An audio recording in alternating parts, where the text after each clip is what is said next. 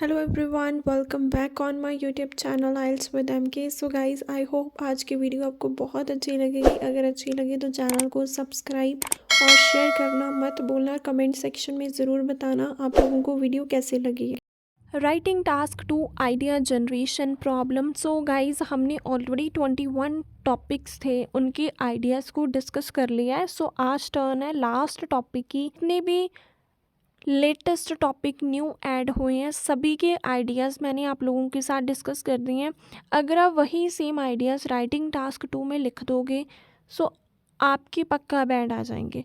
कल से हम लोग देखेंगे इनके एक्सप्लेनेशन भी। आइडिया तो अब हमारे पास आ गए हैं, जिन भी बच्चों को आइडिया की प्रॉब्लम थी अब वो सारी सॉर्ट आउट आपको होगी क्योंकि सभी को मैंने ये नोट्स प्रोवाइड कर दिए हैं और आपको बता दिया है कि कैसे आइडिया जनरेट करना है। ठीक है, सो कल से हम लोग करेंगे कि एक्सप्लेन कैसे करना है, लेंथ कैसे इंक्रीज़ करें, क्योंकि ज़्यादातर बैंड्स को एक्सप्लेनेशन की वजह से नहीं आते हैं। बुक्स, इलेक्ट्रॉनिक बुक्स के ऊपर है, जो आप बुक्स इंटरनेट की हेल्प से डाउनलोड करते हो उसके ऊपर ई बुक्स।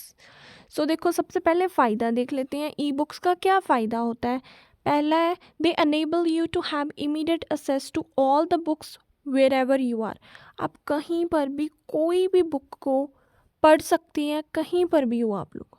ठीक है, कभी भी आप पढ़ सकते हो, ये फ़ायदा हो गया एक। दूसरा फ़ायदा क्या है? कॉस्ट फ्रेंडली होती है। जो पेपर बुक्स हैं वो कितनी ज़्यादा एक्सपेंसिव होती हैं, बहुत ज़्यादा एक्सपेंसिव होती हैं वो। ठीक है, लेकिन जो ई बुक्स हैं वो सस्ती होती हैं, हमें कोई पैसा देना नहीं पड़ता है, सिर्फ with the help of internet हम इसको गेट कर सकती हैं। उसके बाद है, टाइम सेव होता है। कहीं पर भी इमरजेंसी के टाइम अगर आपको कोई बुक चाहिए तो आप विद इन फ्यू सेकेंड इसको डाउनलोड करके रीड आउट है वो कर सकते हो। और इसका फ़ायदा है कि ट्रैवलिंग में बहुत ज़्यादा बेनिफिशियल होती हैं, क्योंकि जो पेपर बुक्स हैं उनको कैरी करना बहुत ज़्यादा डिफ़िकल्ट हो जाता है, लेकिन जो हमारी ई बुक्स हैं उसको हम कहीं पर भी पढ़ सकते हैं क्योंकि उसको कैरी करना बहुत ईजी है। नेक्स्ट बेनिफिट है, जिस बंदे को आईसाइट की प्रॉब्लम है ना, वो इसको जूम करके पढ़ सकता है, फ़ॉन्ट के साइज़ को इंक्रीज़ करके पढ़ सकता है, कलर को चेंज करके पढ़ सकता है, लेकिन पेपर बुक में ये चीज़ पॉसिबल नहीं होती है।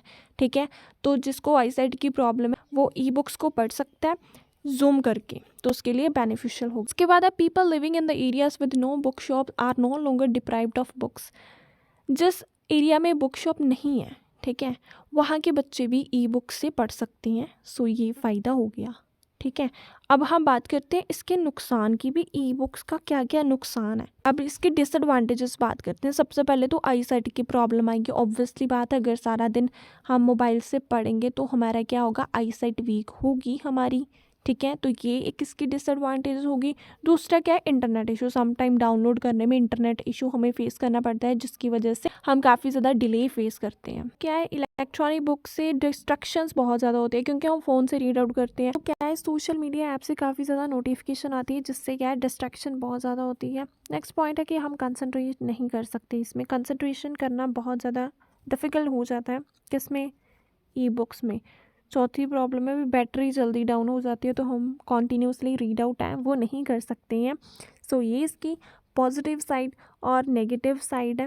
ठीक है, और कल से हम अब काम करेंगे जितने भी इसकी एक्सप्लेनेशन है, जैसे कि डिस्ट्रैक्शन का पॉइंट है, डिस्ट्रैक्शन को हम किस लाइन से एक्सप्लेन करें, कैसे इसमें कॉम्प्लेक्स ऐड करें कि एग्ज़ामिनर हमें पक्का बैंड हमारे दे दें।